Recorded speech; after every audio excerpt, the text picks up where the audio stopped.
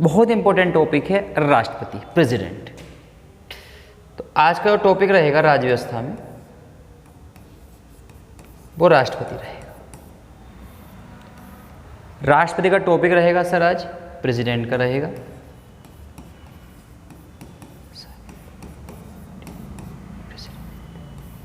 ये है। Topic important इसलिए है क्योंकि इंडियन पॉलिटी जैसे राज्य व्यवस्था जैसे विषयों में इनका एग्जाम में बनना बहुत ज़्यादा बन जाता है राष्ट्रपति साहब का। तो सर एक बार तो प्रेसिडेंट या राष्ट्रपति के बारे में कहाँ से क्वेश्चन बन के आते हैं, कहाँ से क्वेश्चंस को उठाते हैं एग्जाम वाले, वहाँ से देखना बहुत जरूरी है। तो राष्ट्रपति के बारे में शुरुआत करते हैं कि राज्य व्यवस्था का जो राष्ट्रपति पद है वो कौन से आर्टिकल में है। तो पहली बात कर लेते हैं कि आर्टिकल 52 में 52 में भारतीय संविधान के आर्टिकल 52 में आर्टिकल 52 में भारत का एक राष्ट्रपति होगा। ये बात की गई है कि भारत का एक राष्ट्रपति पद होगा, भारत का एक राष्ट्रपति पद होगा जो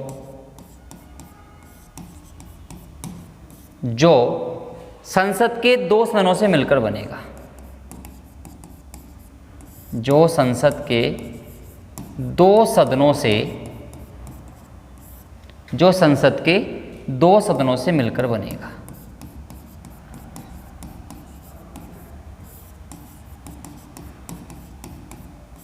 यह है टॉपिक, यानी भारत का एक राष्ट्रपति पद होगा जो संसद के 2 सदनों से मिलकर बनेगा। संसद के 2 सदन हम आपको पहले बता ही चुके हैं कि संसद के 2 सदन कौन कौन से हैं। संसद के 2 सदन कौन कौन से हैं, तो पहला जो सदन है वो लोकसभा है,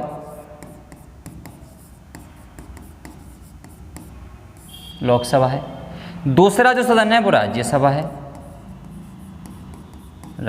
है।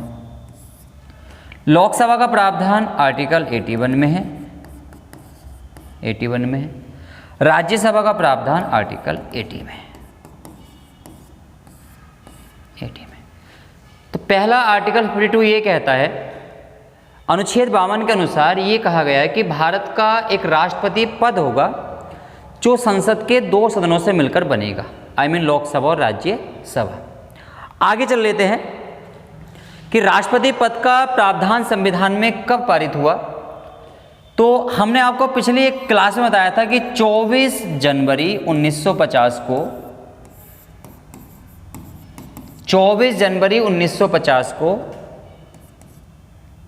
भारत के प्रथम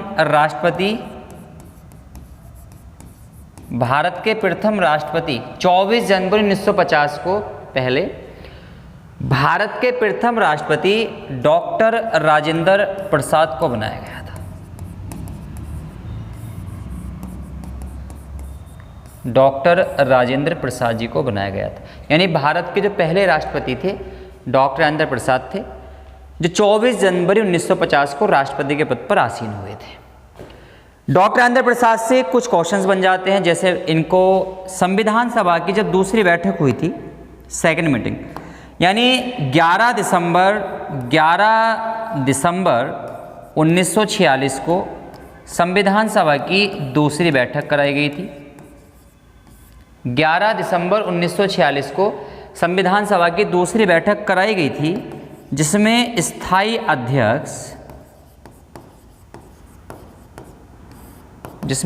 अध्यक्ष डॉक्टर राजेंद्र प्रसाद को बनाया गया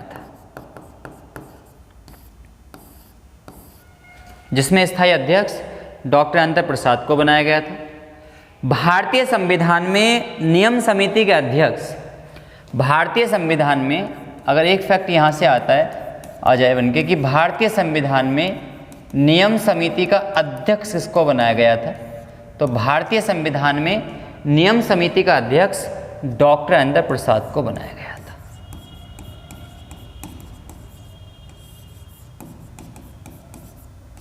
डॉक्टर राजेंद्र प्रसाद को बनाया गया था।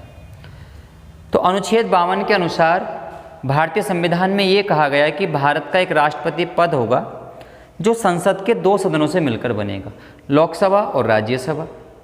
24 जनवरी 1950 को भारत के पहले राष्ट्रपति डॉक्टर राजेंद्र प्रसाद को बनाया गया।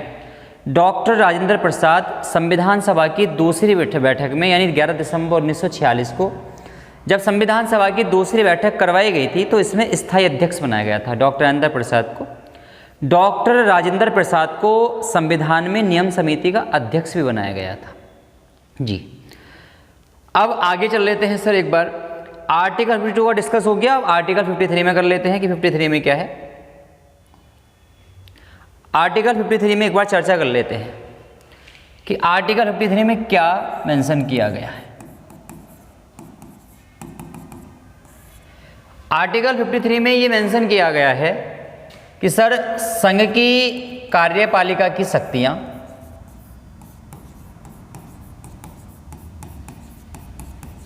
संघ की कार्यपालिका की शक्तियां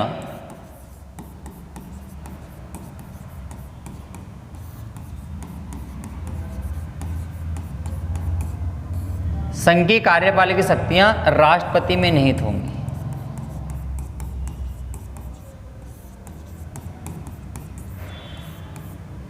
संघ की कार्यपालिका की शक्तियां राष्ट्रपति में निहित होंगी, मतलब जो संघ की कार्यपालिका होगी उसके भी जो भी कार्य कर्तव्य होंगे, जो भी काम होंगे, वो सब राष्ट्रपति के आधार पे, यानी संघ की कार्यपालिका की जो शक्तियां होंगी वो राष्ट्रपति में निहित होंगी। यानी राष्ट्रपति अपनी मंत्रिपरिषद की सलाह के अनुसार ही काम करेगा, अदरवाइज नहीं करेगा।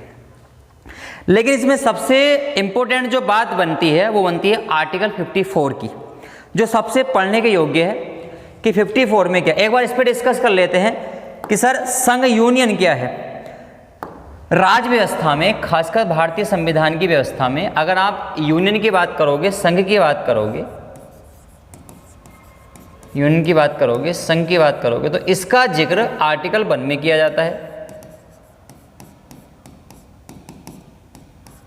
आर्टिकल 1 में लिखा हुआ है union of the states, union of the states. इसका मतलब क्या होता है? तो सर इसका मतलब होता है राज्यों का संघ, राज्यों का संघ। अगर इसको और ओपनली बताया जाए तो आप कह सकते हो सर राज्यों के संघ का मतलब ये कहा जाएगा, आर्टिकल 1 में मतलब ये कहा जाएगा कि सर किसी भी राज्य को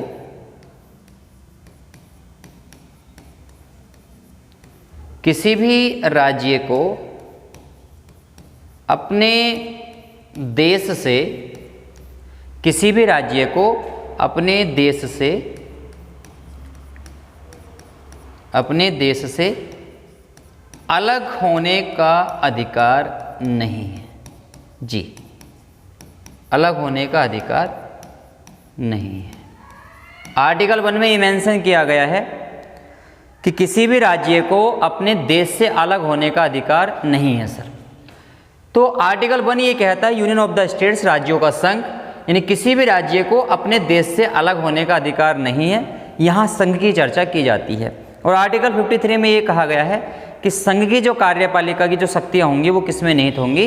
राष्ट्रपति में निहित की जाएंगी। अब आर्टिकल आगे बढ़ते हैं राष्ट्रपति के आधार पे कि आर्टिकल 53 हो गया है। अब आर्टिकल 54 पे चलते हैं कि आर्टिकल 54 में क्या है।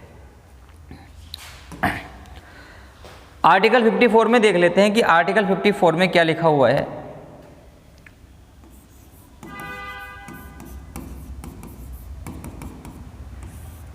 सर आर्टिकल 54 में जो जिक्र किया गया है वो इलेक्शन का किया गया है, निर्वाचन का किया गया है, इलेक्शन ऑफ प्रेसिडेंट। तो आर्टिकल 54 में सर राष्ट्रपति के निर्वाचन की बात की गई है।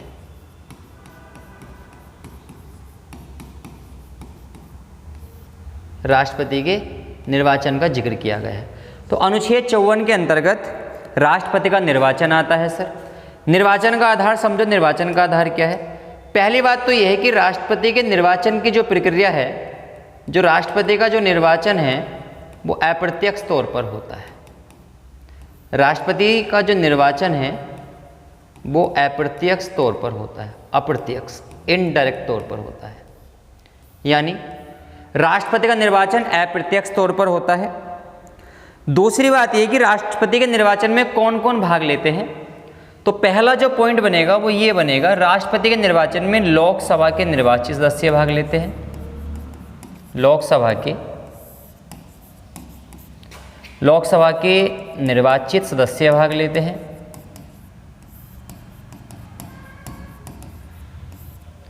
प्लस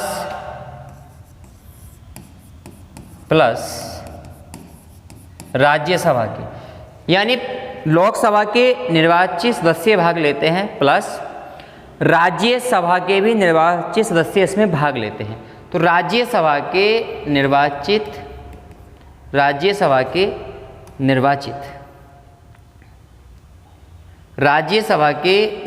सदस्य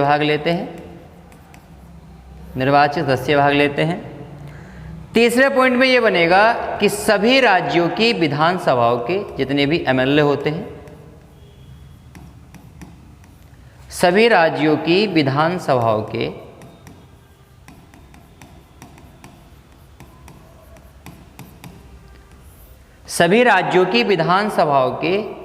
निर्वाचित सदस्य भाग लेते हैं। सभी राज्यों की विधानसभाओं के निर्वाचित सदस्य भाग लेते हैं, यानी सभी राज्यों की विधानसभाओं के निर्वाचित सदस्य भाग लेते हैं। जो चौथा पॉइंट बनेगा सर इसमें वो ये बनेगा, चौथे पॉइंट में ये बनेगा कि सर दिल्ली और पांडुचेरी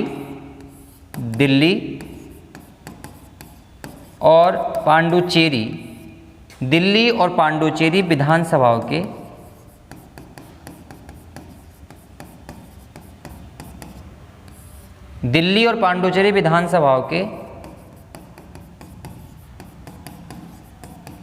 निर्वाचित सदस्य भाग लेते हैं।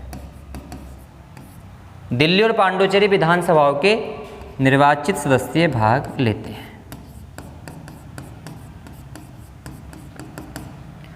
तो राष्ट्रपति निर्वाचन में लोकसभा के निर्वाचित प्लस राज्यसभा के निर्वाचित प्लस सभी राज्यों की विधानसभाओं के निर्वाचित और दिल्ली और पांडुचेरी विधानसभाओं के निर्वाचित मेंबर इसमें क्या लेते हैं, भाग लेते हैं।